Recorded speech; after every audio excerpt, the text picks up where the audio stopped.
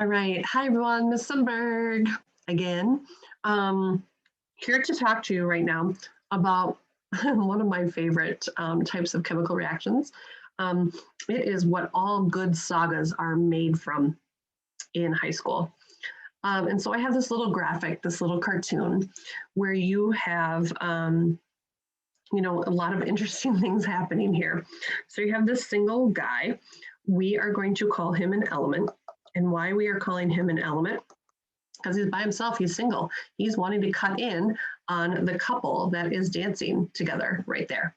Okay, so we are going to call um, these guys right here, these guys are a couple, or in chemistry, we call couples compounds.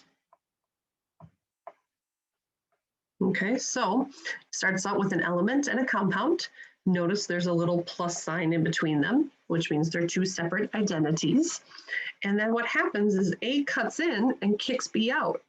So this is your classic, the girl cheated on the guy, now is with her mistress, or whatever you want to talk about. It's kind of a love triangle chemical reaction. So he cuts in, so now A gets to be with C, and B is all by himself, and he's all sad. So this guy now is a new element. And now this is a new couple or a new compound. Okay, so however you want to look at it, but I like to personify all chemicals. It makes things easier to understand. And so maybe you've experienced something like this in your life where, your boyfriend or girlfriend or significant other, found somebody else and broke up with you and got together with a different person. It happens. And so chemistry and chemicals kind of behave the same way as humans. I hate to tell you that. So this type of reaction is called a single replacement reaction. And what happens is an element comes in and kicks out one of these members of this compound, okay? And then that whoever they kick out is now by themselves, and then they make a new compound. Now, who's ever in charge is this element. This element is in charge because this element can come and bond with B, or it can come and bond with C, whoever they prefer. It all depends on what the charge is on this guy. If this guy is positive, it's going to come and kick out a positive. Okay? If this guy is negative, he's going to come and kick out a negative. And how did I know that this guy was the positive and this guy was the negative? Well, positives always come first in a chemical compound. Negatives come second. Okay? So all the power relies on these single people. Okay? So here's what happens in a single replacement reaction. A cation, the positive, will replace the cation in the compound. Likes replace likes. In a single replacement reaction, a single anion will replace a single anion, the negative part of the compound. Okay, so looking at our first one, here we go. We have zinc. We know that zinc, because it has a Roman numeral, has to be a positive. Okay, hydrogen, because it's listed first in my compound, is a +1, and chlorine is listed second. We know that. So what's going to happen here is zinc's going to be positive, and zinc is going to want to come and kick out hydrogen. Okay, so now what happens is zinc is going to bond with chlorine. Okay, it kicked out hydrogen, and now hydrogen is left by itself. Okay, I hope you understand that. That's pretty important. Now, remember up here where I said it makes a new compound, right? A new couple, a new compound. And whenever you make a new compound or a new couple, you need to crisscross charges again.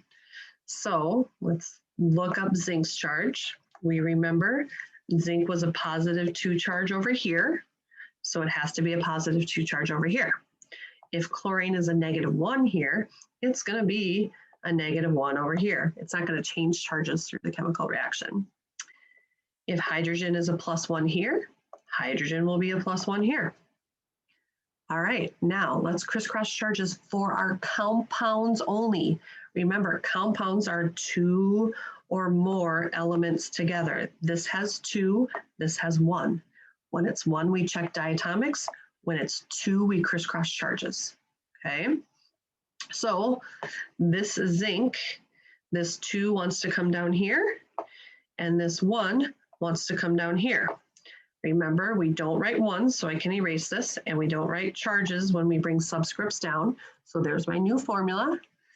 And hydrogen is by itself, so go back to my diatomic Berhan-Fickel list and tell me, is hydrogen a diatomic Berhan-Fickel? It is.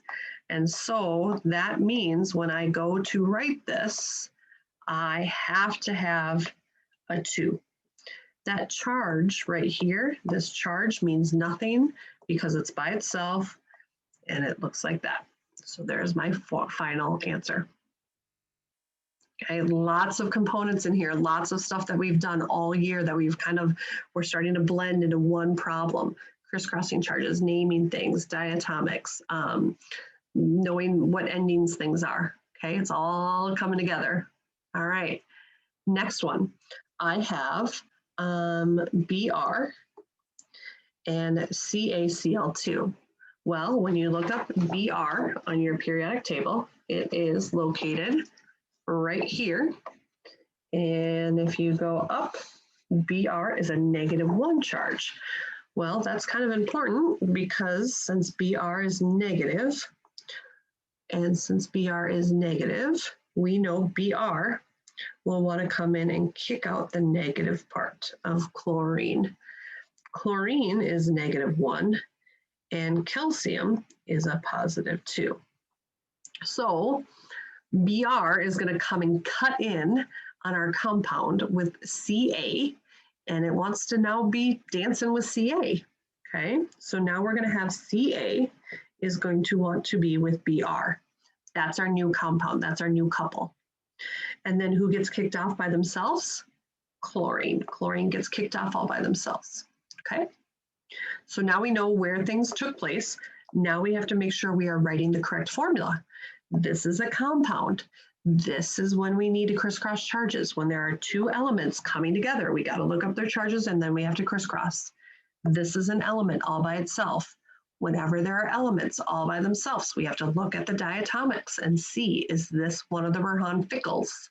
Okay, so let's do this. Calcium's charge we know is a +2. Bromine's charge we know is a -1. So I'm going to want to crisscross charges. This 2 is going to want to, come down here. Oops, I circled too much. This 2 is going to want to come down here, and this 1 is going to want to come down here.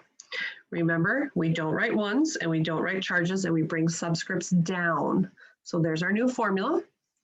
Here's an element all by itself. I need to go up and check, is chlorine on the list of Berhan-Fickels? And the quicker you can learn how to spell Berhan-Fickel, the easier it should be, because then you don't have to keep looking up at the list. And there it is, Berhan-Fickel, Cl. Cl is by itself. So scroll back down, and we need to make sure we have a 2 here because it is a diatomic Berhan-Fickel. All right, so hopefully that kind of gives you a clue of what to do for single replacement reactions. I hope this video was helpful. If not, please always see me on Wednesdays for Zooms. I'm here to help. Things are going to start getting more and more difficult as we head into Q3, and Q3 is our most challenging. So get help now before this stuff becomes totally overwhelming. All right. Thank you guys. We'll talk to you later. Bye.